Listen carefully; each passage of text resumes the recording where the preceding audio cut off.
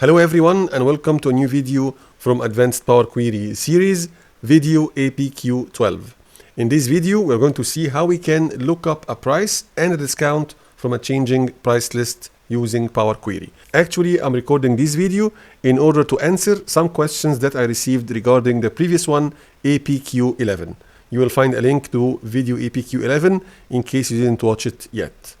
In this video, we're going to discuss some topics. We're going to see the normal merge queries. We're going to use it in order to do an exact match. And also we're going to use group by. This will help us to aggregate our transaction table.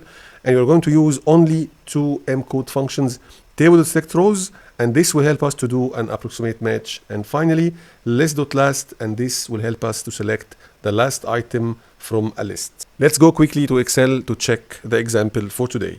Let's start by just having a look on the example. I have here three tables. On the left hand side, I have the transaction table. If you check the transaction table, we have 1, 2, 3, 4, 5 columns. First column is for the customer name. If you check the filter here, we have 4 customers, customer 1, 2, 3, and 4.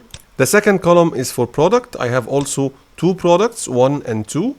And then we have the dates. If we check the dates, we have 3 months, January, Feb, and March, all within 2023. Then we have a month year column. And finally, we have the quantity sold for each and every transaction. So this table is a transaction table, each and every line representing one single transaction. Next, we have the price list. If you check, we have a price for each and every product, 1 and 2. If we check one of these 2 products, let's take, for an example, product number 1, you will find that I have 9 prices, 9 dates, and 9 prices for the product 1, meaning that the price is changing something like 3 times for each and every month. Let me clear out this filter. And finally, we have the volume discount. We have here the monthly quantity, meaning that this discount is given for the volume that's sold for the entire month. So in order to decide the volume discount, I need to aggregate the quantity ordered from each and every customer for each single product for a certain month, and then compare it with this quantity discount table. If the customer ordered from the same product less than 2,000, there is no discount. More than 2,000, 5%. More than 4,000, 7.5, and so on and so forth till the end of the table. Obviously, the requirement is to fetch the correct price from the price list and also the correct discount from the volume discount. I already sent the 3 tables into Power Query. On the right hand side, you can notice that I have the 3 tables. T table is the transaction table, then the volume discount, and finally the price list. Let's go right here to Power Query Editor and try to solve this together. At the beginning, I'm going to try to fetch the correct price from the price list inside the transaction table. Now I'm active on the transaction table. You can see my table here, the 6 columns that we have. And I need to add a column inside this table. So I'm going to add column and then custom column, and this will trigger the custom column window. Let me call this price. And then I'm going to the formula area, and I'm going to reference the entire price list and try to think together how we can get the correct price. So I'm going to type price list and then click on OK. And here you go. We have additional column here called price. Inside each and every line or each and every cell inside this column, we have a table, and this table is nothing but the price list. You can check inside the preview here. So in this situation, we have the bigger table, or you can call it the outer table. Here is the outer table. And also we have a smaller table inside each and every cell of the price column, and you can call this the inner table. What we are going to do, we are going to filter the inner table. Here is the inner table, the small one. We're going to filter this table based on the information that we have in the outer table. So what kind of information that we're going to use for this filtration? We're going to use these 2 columns, the product and the date. Same in the outer table, we're going to look at the product and the date. So let's try to take one example, one record, and try to think how we can make this reasonable. Let me go down to something like record number 90. So here I have record number 90, customer number 4, and then product number 2, and the date is 24th January 2023. If we check the table, the inner table here, you will find that I have all the data. So I need inside the inner table to do some filtration At the beginning, I'm going to focus on product 2, so I need to limit all the rows only to product number 2. So I need only the rows representing product number 2. Here you go, I need only these rows. I'm going to ignore anything related to product number 1. The second condition will be depending on the date, so I need to look at the date 24th January 2023 inside this table. If you check, you will find that I have January 22nd. Here is January 22nd, but I don't have January 24. The next date will be February 6. So I need just to limit all my selection up to January 22nd, because the price of January 24 will be dependent on the last change, and the last change at that time will be January 22nd. In order to do so, I'm going to go back to my custom column and try to do some edits. So let me just press the gear icon, and I'm going to use a function called Table.SelectRows. The main objective of this function is to try to filter down the tables. It is very similar to something like filter in Excel. So before the price list table, I'm going to type Table.SelectRows, open a bracket, and let's look at the screen tip. Here you go, you need a table as a table. No problem, the table is just the price list or the query price list. And then comma, the second requirement is condition as a function. In our case, we have two conditions, one for the product and the second one for the date. In order to compare the inner table, as you remember, we said that we have two tables. The inner table, I need to pick a couple of columns from this table to compare with other columns from the outer table. In order to do so, I need to declare a variable. This variable will represent the inner table, so I'm going to call this variable IT. In order to declare a variable, I need to put it inside two brackets. So I'm going to type IT inside two brackets, and then equal and greater than. Equal and greater than together is nothing but the goTo symbol. This goTo symbol is allowing you to use the variable. So now I need to compare the data inside the inner table. I'm going to start by the product column. So I need just to reference the product column. In order to do so, I'm going to use the IT, my variable, and then square bracket, and I'm going to type product. This product needs to be exactly equal to the product that I have inside the outer table. So I'm going to type something like equal, and then after equal, I'm going to reference the column product from the available columns. And then I need to add another condition. This is my first condition. The inner table product need to be exactly the same like the outer table product. And then I'm going to add another condition. So I'm going to type and then after the and, I'm going to use the inner table once more, IT, and then square bracket. This time I'm going to use the date, and then close the square bracket.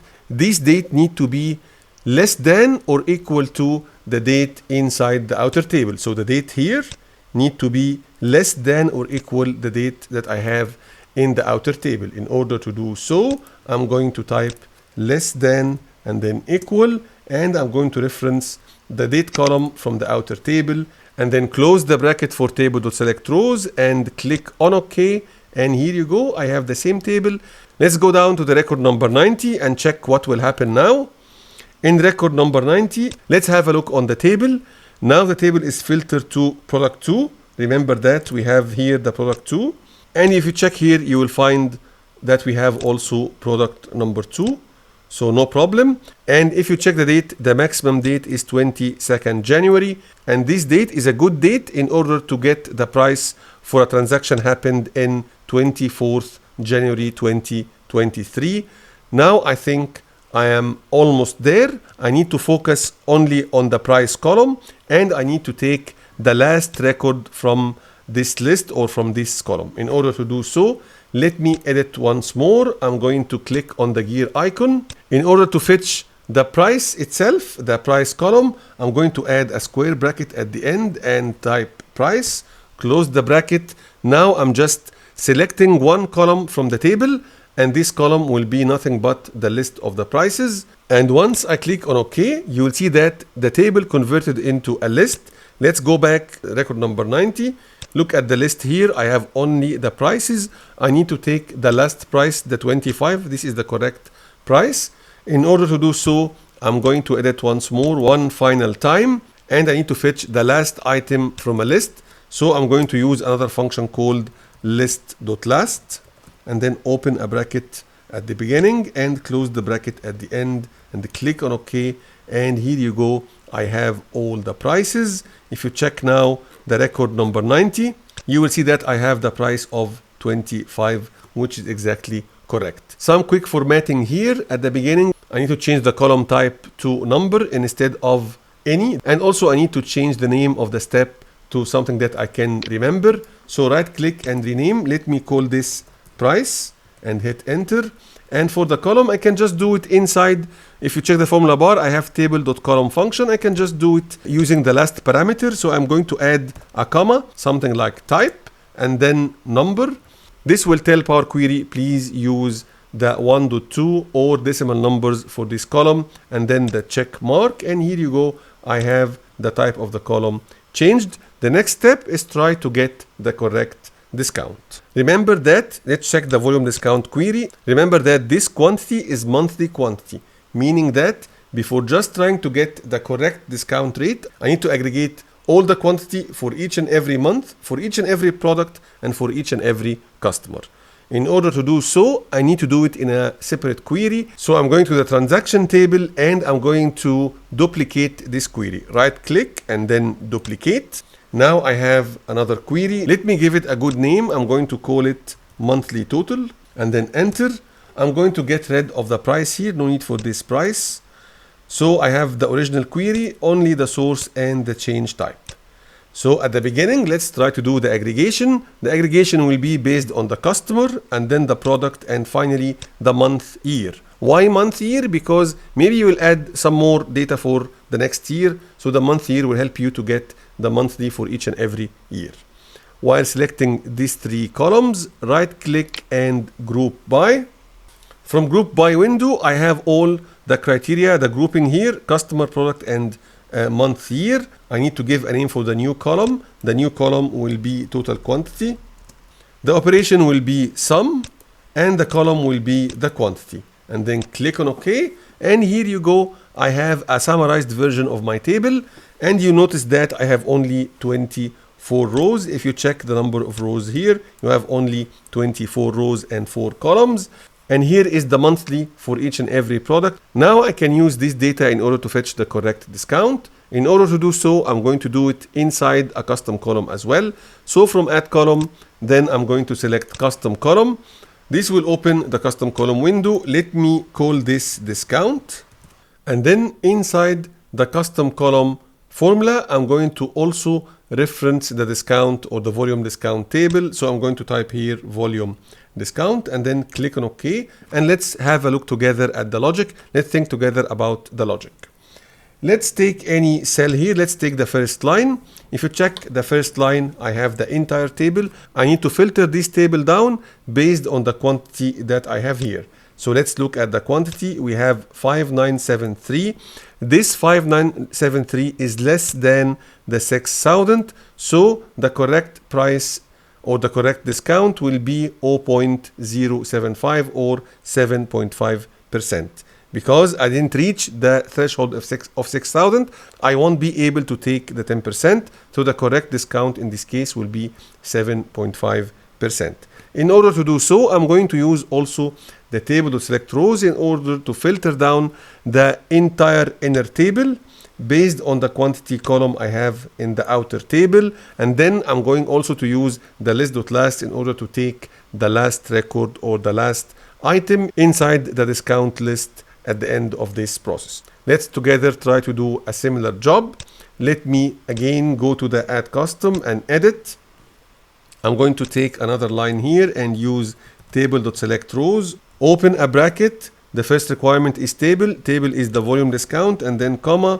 Second requirement will be the condition, and for sure this will require, because you are comparing inner table with outer table, this for sure will require a variable. The variable will be inside two brackets. IT is the name of my variable, and then goes to operator, and then I'm going to use the column monthly quantity from the inner table. So IT for inner table, and then open a square bracket and then type carefully monthly quantity.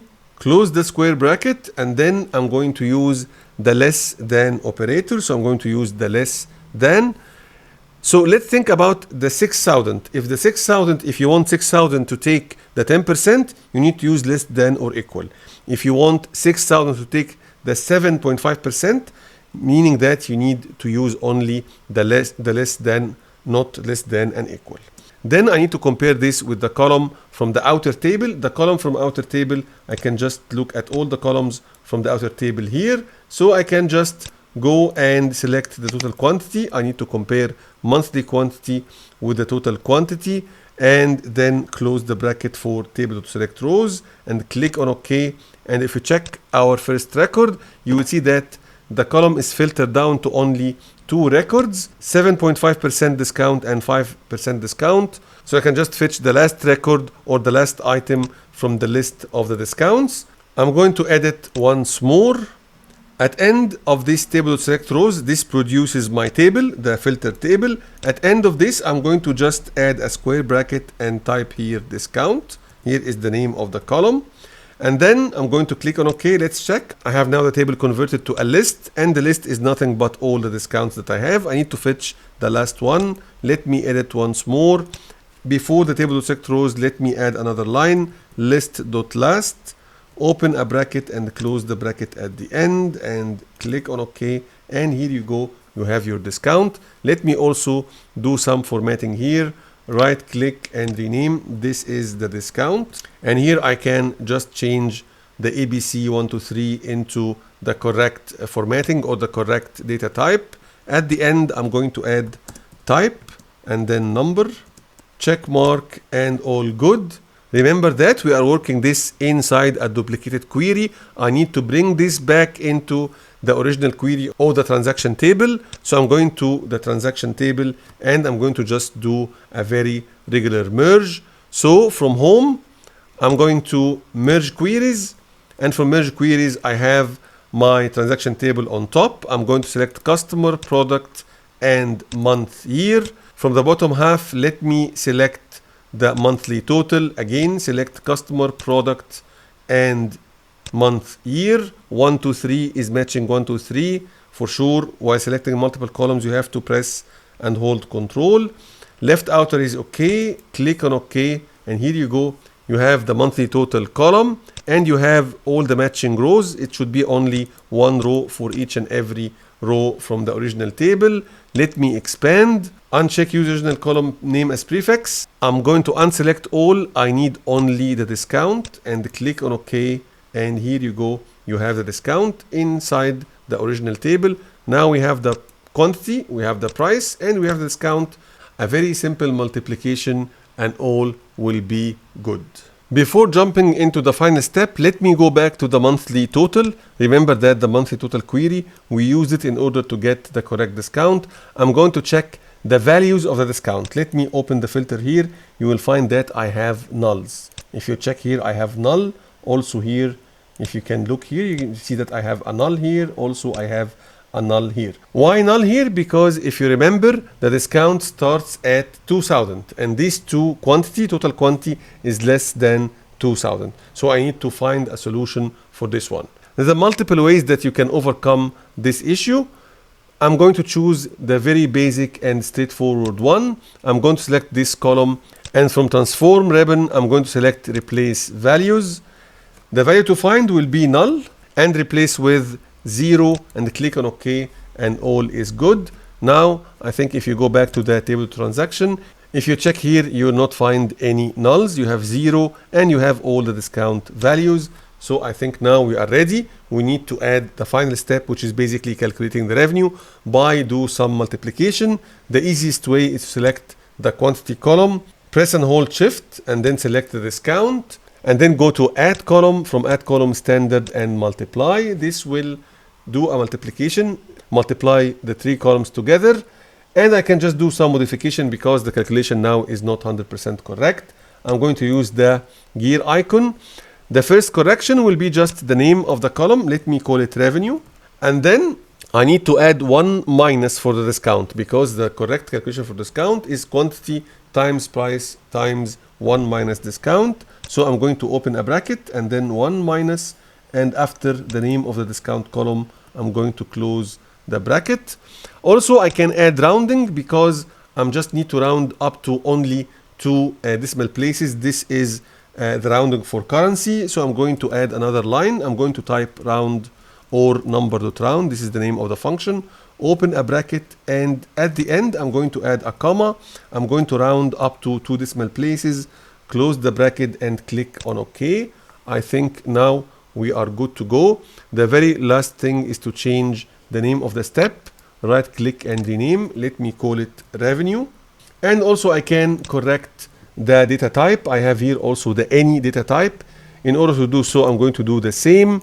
I can just go here, comma, and type, and then number, the check mark, and I think now all is good. Home, close and load. I already loaded these 4 queries before, so I can go directly to queries and connection to change the load option.